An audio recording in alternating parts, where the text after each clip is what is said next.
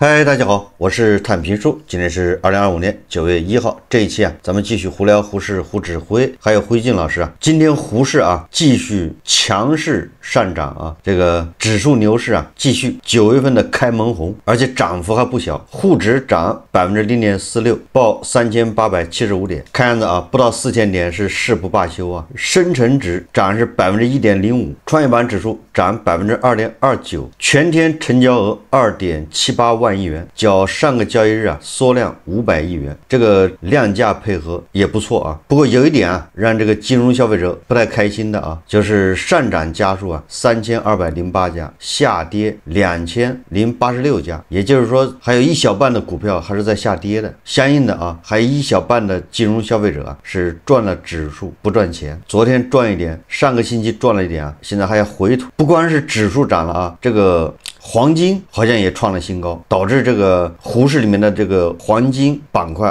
就是黄金股集体爆发。今天是证券、保险银行、航空航天、卫星跌幅居前，也就是说，即便是牛市指数牛市你没有踏对这个节奏没有买中这些领涨板块那也是空欢喜一场。我们看看基本面今天这个媒体报道截至8月30日 A 股市场5427家上市公司中，共有5424家上市公司披露2025年半年报数据。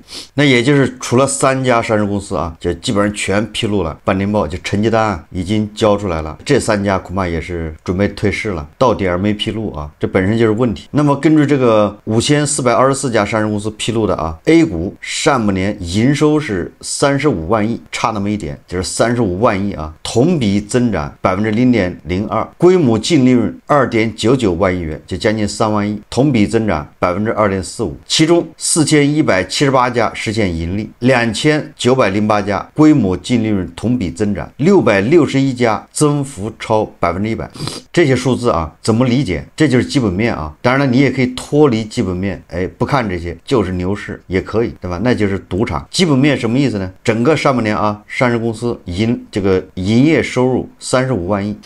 同比增长0.02%，实际上就是在下降，因为你今年和去年你的上市公司的家数多了，这大家知道吗？ IPO 了很多家，又多了几百家或者是100家，但是你的总收入没增加，或者只增加了0.02%，大家明白吗？那就说明你的这个是上市公司的总营收是在下降，净利润将近3万亿，同比增长2.45%，那就相当于没有增长，相当于就一共是3万亿利润，4178家实现盈利。那就是意味着很多公司都是微利，就是没有钱，纯粹是为了把它报表做成盈利。为什么这么说大家想象一下，这个45家银行，昨天还是前天咱们节目说了，45家银行上半年是赚了1点几万亿利润如果是再把那个券商，对吧？券商肯定是赚钱的再把保险给它加到一起，差不多2万亿，恐怕都不止，对吧？这个一共是100多家，叫类金融股或者叫金融板块。也就是说你一共是4178家上市公司里面，你再去掉100多家，这个是金融板块，这100多家一共是赚了2万亿，那剩下的还有，对吧？不到1万亿是那4000多家挣的。你用1万亿除上4000，如果你再把中石油、中国移动、中国联通、中国电信、中国石化，你把这些全部去掉，那就剩下的4000家，基本上每家只有几十万的利润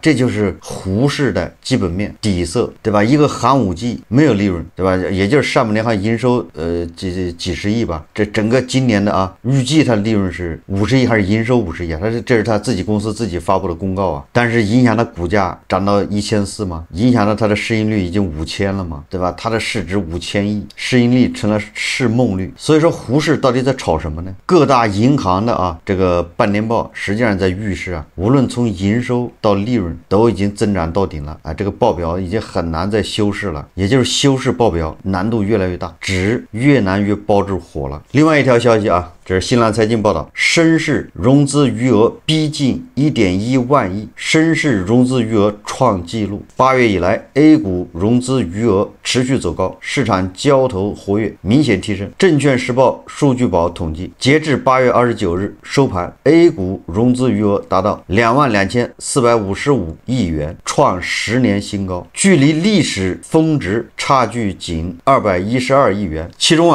深市融资余额是1 10972亿元，已经创下历史新高。历史新高是什么？大家回忆一下啊，历史新高就是后面就是熔断，2015年熔断了。历史新高之后啊，就出现了熔断，那叫惨剧啊！每天早上一起来9点半开盘，9点28分就已经显示全跌停，你后面都不用操作啊。这个实现了这个任泽平老师的这个开盘即收盘。我只能推测或任泽平老师恐怕那一轮熔断行情受伤不浅了，要不然怎么对吧？开盘即收盘，更像是高级黑呢。只有熔断行情下啊，开盘即收盘。经历过那次熔断的老股民应该对吧记忆犹新啊。什么叫开盘即收盘？整个的就下班了，9点半就结束了。这个大家该干嘛干嘛，等着明天熔断啊！希望这个惨剧啊不要发生啊！希望管理部门监管呢要严加防范啊！最近我在网上看到一个视频，是关于南京照相馆的这个2个截然不同的一个评价，我发现挺有意思，大家看视频。我给大伙说说这部电影我认为的瑕疵。我不是否定南京照相馆，我只是要更严苛的标准来要求这种题材。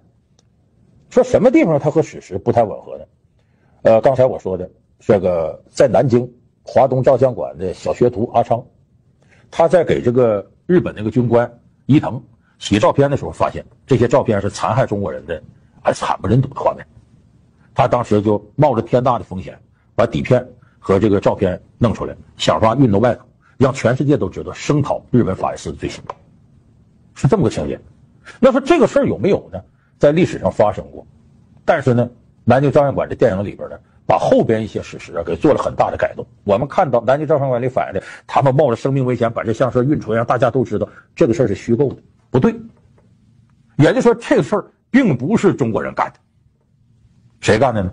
全世界范围38年就知道日本侵略者犯下滔天罪行，美国人干。所以它真实的历史状况是什么呢？就在37年南京大屠杀过程当中，美国圣公会在南京有个传教士叫约翰马吉，这个人同时呢也是南京红十字会的主席，也就是我们说平常那种积德行善的慈悲人士。他当时手里头他有器材，有一个16毫米的摄像机，在当时是绝对的稀罕物，因为中国普通老百姓手里几乎不可能有这东西。他当时拿这个就冒着生命危险，那可真是冒死，等于是偷拍了日本侵略者在南京犯下的滔天罪行，包括捅一个中国女人37刀现场比赛杀人呢，很残忍的画面他给拍下来了。他拍了4盘胶片，总共时长105分钟。他拍下来就有一个目的，日本人犯下这种滔天罪行，必须让全世界声讨他。他作为一个坚定的宗教信仰者，可是他自己呢，想把这东西送出去很难，他就找到了当时南京安全区委员会的总干事。注意南京安全区是什么呢？是在南京打仗过程当中呢，有一些人道主义的国际人士组织的这么一个区域，在他们的生活办公区域搞安全区。其中这安全区主席是谁呢？大家很熟悉，就是那个德国商人西门子的拉贝。很多朋友对这段历史很熟悉，拉贝当时用这个安全区保护了25万中国人的生命。后来90年代拉贝日记公诸于世，当时拉贝是主席，这个国际安全区的这个安全委员会的总干事叫乔治佩奇。那记住，约翰马吉、乔治佩奇。这乔治佩奇当时他有特别的通行证，然后约翰马吉把这个105分钟的胶片交给他。他在1938年2月份的时候呢，跟日本的指挥官提出来说，我们呢得到上海采购一些药品。那个时候大家知道珍珠港事件没爆发，日美之间没有宣战，日本人呢一看你有这要求，用日本的军列把他送到上海买药。这时候乔治佩奇干了件什么事，把这胶片呢缝到自己随身穿的一个头毛大衣里头，缝在衣服角这儿，就给带到上海。带到上海，他马上找了一个英国的记者叫田伯列，这是他中文名字，说我给你这东西，你想法一定给我带到美国。然后当时这田伯列第一件事是拿着这胶片找到柯达公司，干嘛呢？直接在暗室里把它制成拷贝，然后把这拷贝运到美国。原来的胶片呢分成2份，一份是走这个外交邮袋，一份是走商船，分别送到了英国和美国，因为作为原始胶片必须作为重要证据永久保存。然后1个月之后，美国有本杂志叫《生活杂志》，把从胶片上扒下来的照片就发在杂志上，一下子引起全世界的轰动。这还了得吗？你打仗你这么残忍。然后这个时候很多人就开始关注这件事，形成了一个巨大的舆论浪潮。但是日本军国主义不承认，这造假。可是接下来随着这105分钟的，这等于是一个小的纪录片呢，在全世界一播放，全世界范围之内都声讨，包括德国。你看德国、日本那时候是同盟。我告诉大家，拉贝日记的主人拉贝本身他就是纳粹党人，可是他从人道主义角度也看不下这些，后来才有了拉贝日记，全面的反映了当时南京大屠杀的一个过程。所以这时候全世界范围开始声讨日本军国主义。那么这时候日本肯定面临着巨大的压力。所以从这个事儿你就能看出来，1938年3月份全世界公布，38年3月份以后，日本又顺江而上，打下了中国几个很重要的城市，你包括后来有非常惨烈的武汉会战呢、长沙会战、衡阳会战等等等等。但是像南京这种屠城的现象就没有再发生，不是日本鬼子就心善，而是在这种巨大压力之下，他不敢冒天下之大不韪。所以你严格来说，是什么人把这个东西公诸于众，从而制止了更大范围的屠杀，制止了更多中国无辜百姓的牺牲呢？美国人，约翰马吉、乔治费奇，而且是在美国率先公布的。那你要从这个角度来说，南京照相馆里边对美国人，包括传教士啊和他们这些慈善人士只字不提，这个有没有问题呢？当然有问题了。我敢说他的编剧和导演不可能不知道约翰马吉、乔治费奇这两个人，因为他们在做这个电影的时候一定是收集了大量的资料，经过摘选。那么这种摘选，有人觉得那他这不咱中国人高大上啊，没人。但你这种事儿他不成了帮亲不帮理了吗？这么重大的东西，你说让一个学徒阿昌他们把这个胶片运出去了，这是不是贪天之功？这是不是移花接木？这是不是偷梁换柱？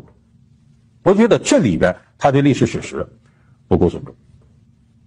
我们不能搁一个虚构的东西来在线下增加我们民族自豪感，推动民族主义，这是肯定有问题的。就是他们在拍这部片子的时候就预想到了后面可能对他们所引发的批判。为什么？因为在中国大陆有这么一群人，这群人是标准的精日，或者说是精美。今天中国大陆的精日分为两种，一类是纯血精日，就是跟当年王光海一样，因为某些原因对日本这个国家本身有一种特殊的痴迷。另外一类是什么呢？叫爱屋及乌型的，就日本被视作为是向美国学习的一个样板。你不许骂美国，你也不许骂日本，你对日本不敬就是对美国不敬，有这么两批人。那批纯血精日呢，相对比较好对付，因为他们动不动就变得像王光海一样，那很好识别。那批精美型的精日比较麻烦，他们有一套游戏逻辑，他手上有两套这个尺度。当你这个片子是符合精美和精日要求的，他给你一套尺度。你不符合这个精美跟精日要求的，不好意思，他拿起一个显微镜，把你这部电影用专业的视角从头到尾挑剔一遍，找出其中任何一个不适合的地方，就给你进行上纲上线。所以你现在在中国大陆要拍出一部这样的照相馆，南京照相馆这样的片子，并且在市场上获得好评，你不仅要得到观众的这样一种认可，你还必须在专业性上无可挑剔，让那批潜藏在其中的带有精美和今日代言人性质的把关人拦不住你的剧。这就是现在的现实，这现实是历史形成的，这是美国过去20年、30年软实力去对中国进行和平演变种下的树，长出的果子，现在是他们在收获的时节。但是后面的种子没有了，因为美国那边出了个特朗普，整个这个事情呢是另外一回事，这叫天照应，这事情就暂时到一个段落，进入到一个新阶段。那这些人也因为知道自己后继无人，所以他们现在特别狂，特别焦虑。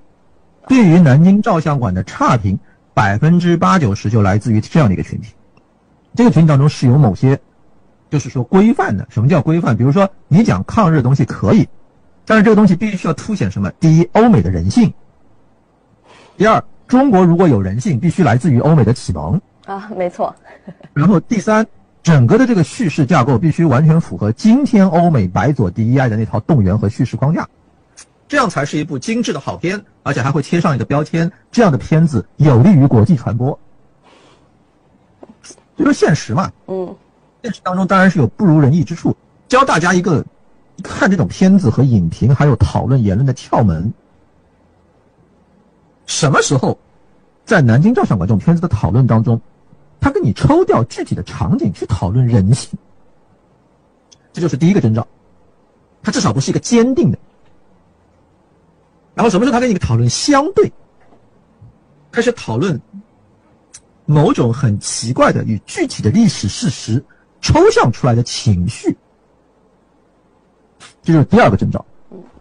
第三个征兆就是啊，他不是把矛头非常明确的指向日本人，他迫不及待的在讲完一圈前导之后，立刻开始去讲所谓的仇恨情绪，讲人类。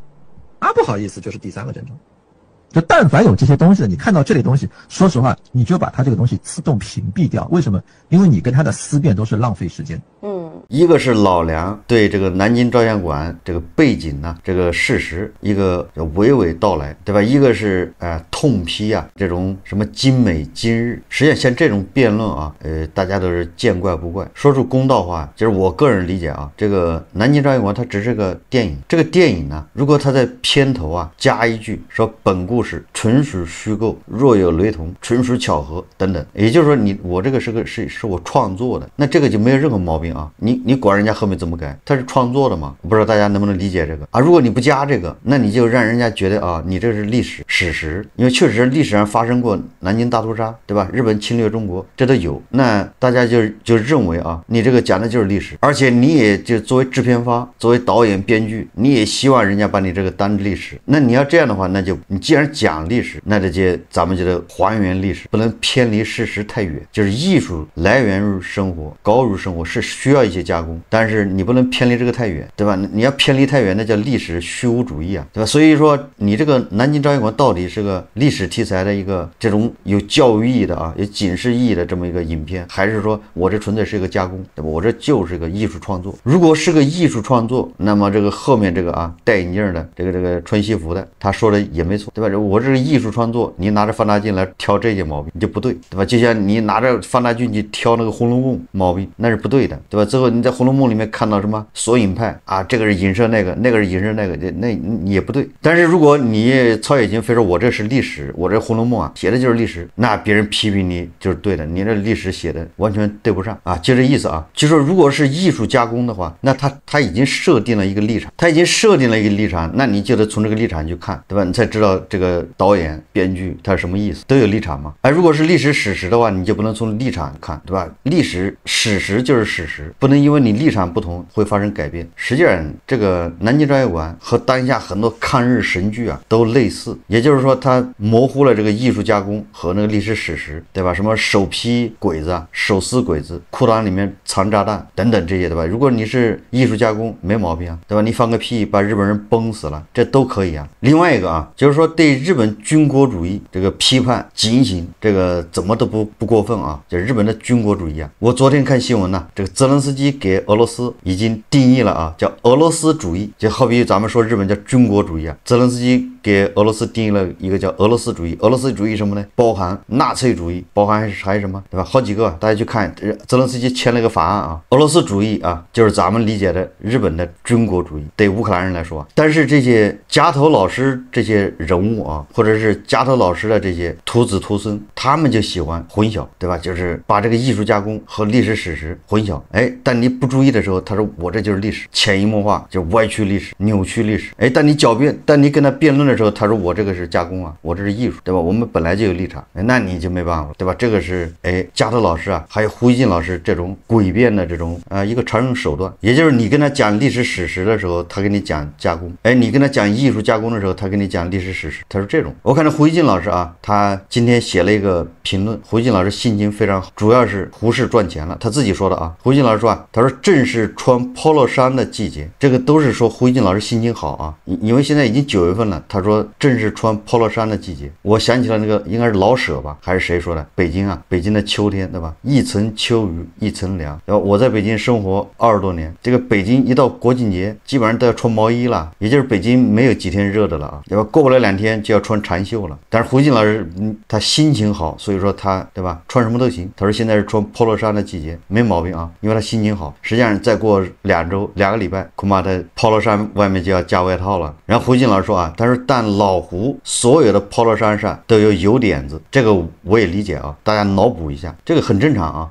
作为一个这个油腻什么这个中老年人，对吧？家里老太太也不管他，自己到处瞎跑。他那个 polo 衫上的油点子纯的都是吃面条甩的，吃的开心啊，加了2个鸡蛋，一甩那油点子甩的不仅要甩到自己身上，旁边人身上都有。因为胡进老师爱吃面条啊，一吃面条他记得2边面甩啊，夸张的啊，还有面条甩到耳朵上、挂耳朵上都有。所以说那个面条那汤汤水水的，对吧？甩到自己衣服上，然后他自己洗也洗不了，对吧？丢洗衣机里面，这很正常，对吧？所以说这个胡锦老师那油点子都是每一个油点子都是他啊，对吧？去吃面条的一个叫纪念吧。他说，而且都是前2年买的，股市好了，该回的血都回了，还有点赚啊。胡锦老师有点谦虚了啊，他有一点赚，那不知道胡锦老师这个有点赚是多少？有人说，哎，胡锦老师也可能翻倍了，这种可能性是没有的啊，因为胡锦老师他的股票实际上他已经告诉大家了，他买的是基金，就是行业什么 ETF 指数基金，这个是占一半，剩下的一半里面有一半买的是国企，什么大盘股。